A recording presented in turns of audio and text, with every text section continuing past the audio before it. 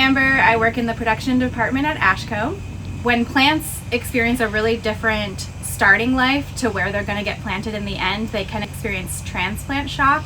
So that's when they get put out in the elements and they just basically either die or can't handle it because of the elements of weather mostly that they're experiencing.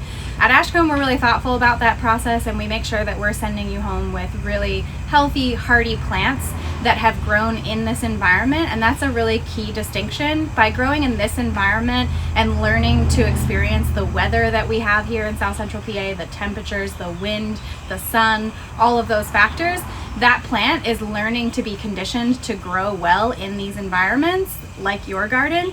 Once they're grown here, we begin a process of hardening off, which means like slowly introducing them to those elements, and that by the time you get them home to your garden, they're strong, healthy, resilient plants.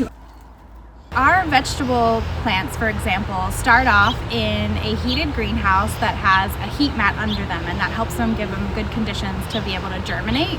And then after they germinate, they get transplanted into larger pots like behind us here, and they get moved to a greenhouse like this. This greenhouse, they experience a little more cold, a little more wind. You can see here from the sides being rolled up on nicer days, but then we have the ability to roll them back down if it's too much for them.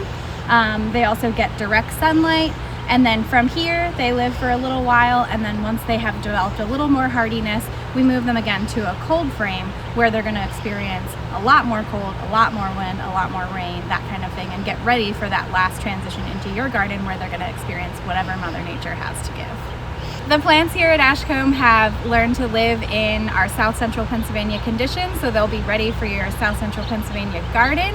Our production department cares about your plants from seed to sale.